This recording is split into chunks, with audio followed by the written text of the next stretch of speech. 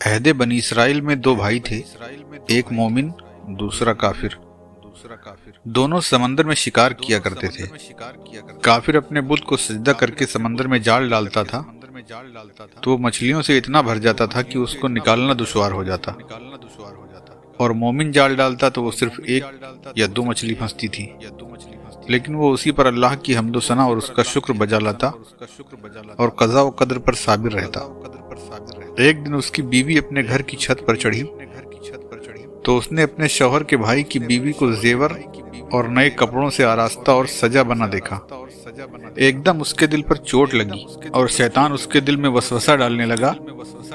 اس کی کیفیت کو بھانپ کر کافر کی بیوی بولی کہ اپنے شوہر سے کہنا کہ میرے شوہر کے خدا کی عبادت کرے تاکہ تجھے بھی میری طرح سب کچھ مل جائے۔ وہ غمزدہ ہو کر نیچے اتر آئی۔ جب اس کا مومن شوہر آیا تو اس کا رنگ بدلا ہوا دیکھ کر بولا، کیا بات ہے؟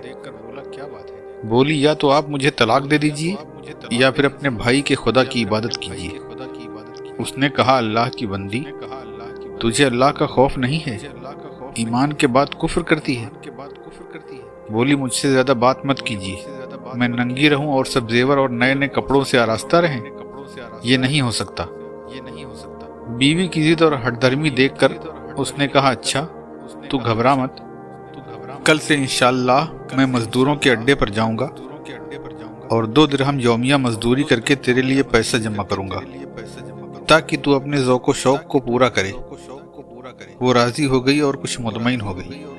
صبح کو وہ شخص مزدوروں کے اڈے پر جا کر بیٹھ گیا، لیکن شومیہ قسمت کی اسے کوئی کام نہیں ملا۔ مایوس ہو کر وہ ساحل سمندر پر پہنچا اور رات تک اللہ کی عبادت کر کے گھر واپس آ گیا۔ بیوی بولی، کہاں تھے؟ کہا، بادشاہ کے پاس، اور اس نے 30 دن کام کرنے کی شرط کے ساتھ وعدہ کیا ہے۔ بولی، کیا دے گا؟ کہا، بادشاہ بہت مہربان ہے، اس کے خزانے بھرے ہوئے ہیں، جو مانگوں گا دے دے گا۔ وہ سچ سمجھ کے مطمئن ہو گئی۔ پھر وہ ہر دن وہیں ساحل سمندر پر جا کر اللہ کی عبادت کرنے لگا، یہاں تک کہ 30ویں رات آ گئی۔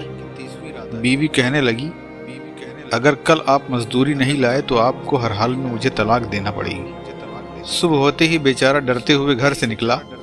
راستے میں ایک یہودی ملا، اس سے پوچھا، کوئی کام ہے؟ بولا، ہاں، لیکن ایک شرط ہے، وہ یہ کہ میرے کام کے دوران کچھ کھاؤ پیو گے نہیں۔ اس نے کہا، منظور ہے، اور دن بھر روزہ رکھ کے کام کیا۔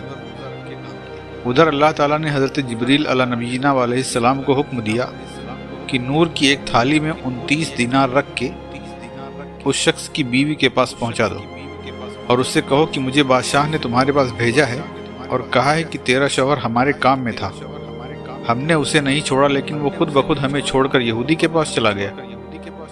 یہ 1 دینار کی کمی اسی سبب سے ہے، اگر وہ اور کام کرتا تو ہم بھی اور دیتے۔ اس نے خوش وہ تھالی رکھ لی اور 1 دینار لے کر بازار گئی۔ اس کے 1000 درہم ملے، کیونکہ اس پر لا الہ الا اللہ وحدہ لا شریک لہ لکھا ہوا تھا۔ شام کو وہ شخص جب گھر آیا تو بیوی نے کہا، کہاں تھے؟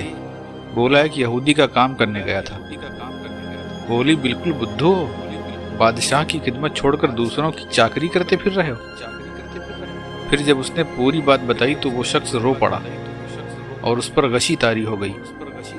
جب ٹھیک ہوا تو بیوی سے بولا کہ میں نے اس کی خدمت تو کی، لیکن حق کے بندگی ادا نہیں کیا۔